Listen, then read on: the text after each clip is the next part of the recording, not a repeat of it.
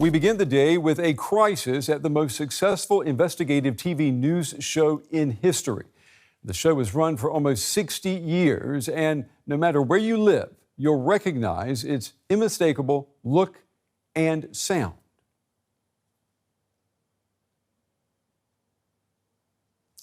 The ticking stopwatch, warning the powerful to prepare for difficult questions.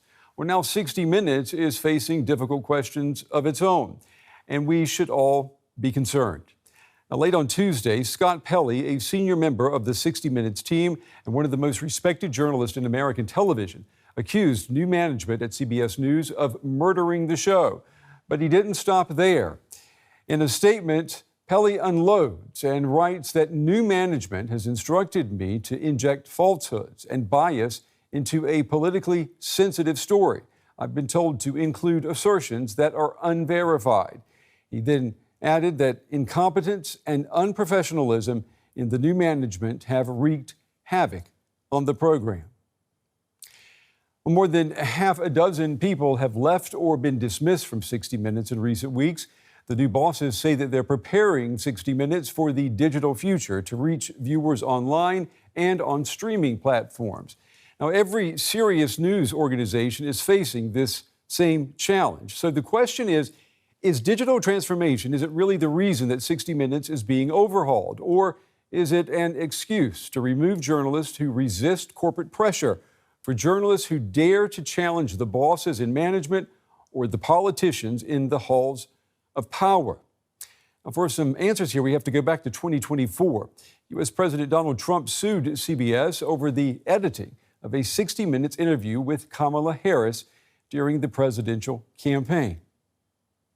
We're filing one on 60 Minutes, you know about that, where they took Kamala's answer, which was a crazy answer, a horrible answer, and they took the whole answer out and they replaced it with something else she said later on in the interview. And that was fraud and election interference by their news magazine. Well, CBS parent company Paramount later agreed to pay $16 million to settle the lawsuit. At the same time, it was pursuing a merger with Skydance that required regulatory approval. And guess what? The merger, it was approved. New leadership took over CBS News and almost immediately began questioning the editorial decisions at 60 Minutes. Now, this was followed by a wave of departures and dismissals, including Scott Pelley's yesterday. Now, there is no proof that President Trump ordered any of this. There is no proof that CBS fired Pelley because of political pressure, but the optics here, they are not good. This is not only some internal American television drama that we're talking about. It is about a global struggle over who controls journalism. Governments. Is it corporate owners, or is it the algorithms? For journalists, the message is clear: adapt or else. The future of 60 Minutes, the future of journalism as a watchdog, it is all at stake. And joining me now is Stacey Wolfel. He is professor emeritus at the Missouri School of Journalism, where he taught 35 years, including more than 24 years leading the newsroom at the NBC station KOMU-TV, where he was, I have to let you know, he was one of my very first news directors. Stacey now writes about the state of journalism in his Substack, The Last Editor. Stacey, it's good to have you with us. We are glad that we were able to get you today because you've been writing for quite some time about the situation at CBS News and at 60 Minutes. You've been sounding the alarm about the entire apparatus being under threat. The events that we've seen in the last 24, 48 hours, do they prove what you've been saying the whole time? They do, but I mean, it comes as no surprise to anyone who's been watching this since the Ellisons took over Paramount and CBS. They've obviously been reshaping this amazing journalism brand into something that's a shadow of its former self, putting Barry Weiss in charge, the changes she's made at the evening newscast, and now 60 Minutes, well, not just now, but recently at 60 Minutes, it all follows the playbook that we could predict. Scott Pelley says that new management asked him to inject, and I'm quoting here, falsehoods and bias into a politically sensitive story. Do you think we're watching a lawsuit here in the making? I mean, I think Scott Pelley probably has a lawsuit in terms of being fired for what he said in the meeting or whatever reason they fired him for.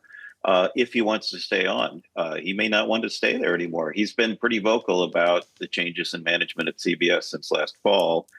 This is not the first time that he's spoken up to management about what he thinks they're doing wrong. He obviously was very angry on Monday when he made these comments, and they fired him because of it. Sure, there are probably some lawsuits from a number of people there. The dismissed correspondents could be lining up for that as well. You know, his new bosses, they say that 60 Minutes has to adapt to a digital future. It has to reach audiences beyond the traditional Sunday evening broadcast. I mean, that's not a fabricated problem, is it? 60 Minutes does need some fundamental change, doesn't it? 60 Minutes has always been old-fashioned. If you watched it into the 90s, it was still shooting on film, and we'd given that up on local TV and most national TV 15 or 20 years earlier. So it's always been a little bit old-fashioned, but in a good way, in the same way that you have nostalgia for things that you like, and it's held on to that. I don't know a lot about Nick Bilton, so I can't judge him yet, but I think that's not a bad idea to bring it up. He says that it's on 1 hour a week, and it has so much more reach that it could have than that. Sure, I probably agree with that. They could do more with it. I don't know that this is the way to get there by getting rid of your most senior folks and people who are really turning good stories. Yeah, I mean, my question would be there, if you're going for a digital future, why would you get rid of your best reporters and on-air talent? Right. I mean, that's their brand right now. And somebody like Scott Pelley, somebody like Sharon Alfonsi, they're doing really important work. And so you wouldn't throw the baby out with the bathwater to get rid of them. You would start to bring some new blood in. You would start to explore other ways to do this. So everything may not line up with what we're hearing. And I'm wondering, Stacey, is this digital first mentality, is it becoming a convenient corporate phrase or even an easy excuse for management to remove experienced journalists and then destroy institutional knowledge and call it innovation? It's both. I mean, it's a smart approach. Many local newsrooms, television, radio, print, have gone digital first because that's the way consumers want to grab the news. So yes, it can be a good idea in that way, but it can also be an excuse. And we've seen a lot of information coming out of CBS management saying we're doing this for, and they'll list some good reason, but it also can hide what's really going underneath, which is an ideological shift at the network. I mean, you know, as I said at the beginning, you were once a news director. You know, we saw the reports. Scott Pelley, he confronted the new leadership aggressively. He did it publicly, and the answer was he was fired. I mean, did he give his bosses a valid reason to get rid of him? Well, I will say he didn't do it publicly. It was a private meeting. It happened to get public because somebody recorded it and it got out that way, but he didn't do it publicly. And that's frankly less of a reason to dismiss him. He did it in the appropriate setting. People said, critics of his said he was rude. That may be. He clearly was angry based on what's been reported that he said. But is his speaking up in a staff meeting grounds for firing? Probably not. I wasn't there. I can't say for sure, but probably not. It's a convenient reason, though, to take care of it now. I know you have written that 60 Minutes should have been placed under independent control outside of the reach of CBS ownership. With that, are you saying that a commercial owner can no longer be trusted to protect investigative journalism when its political or business interests are at stake? That notion was on my wish list of things I wish the new owners of CBS would do. I had no, pretense that they were going to do that.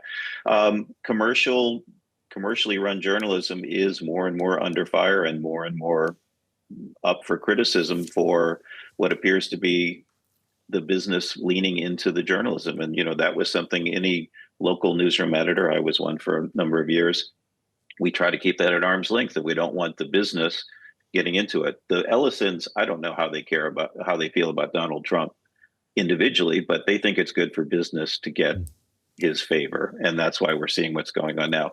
Nonprofit news organizations, and there's some great ones around this country and around the world, are far less susceptible to that sort of influence.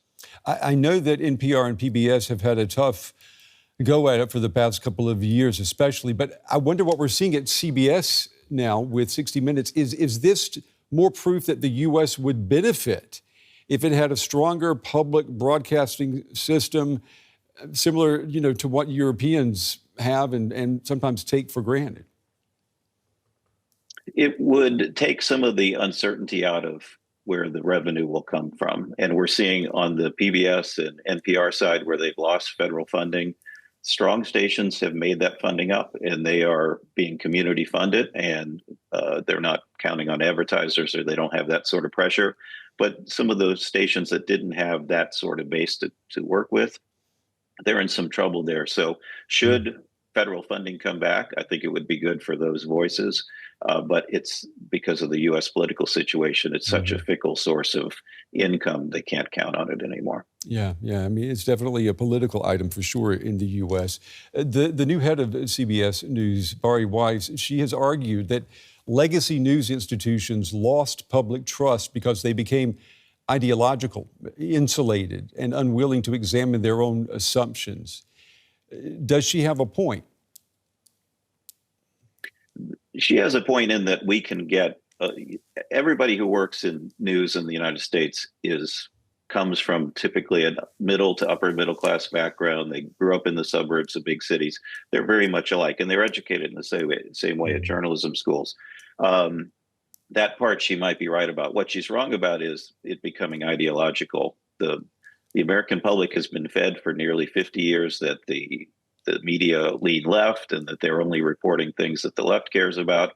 And it's just not true. At the local level, at the national level, it's just not true. But they convinced, politicians on the right have convinced the public that that's what's going on. And it's really hard to back up from it now. It started with Nixon and really hit overdrive with Trump. And it's tough to get people to talk people off that ledge anymore. So no, ideological is wrong, but we are a little too incestuous at times. Stacey, for viewers outside of the United States who are watching, why should they care? I mean, what does this reveal about the vulnerability of independent journalism in democratic countries? We're seeing, most of us would not have thought that we'd see a change this rapid with the election of a single president, where one president could make such a big difference in this.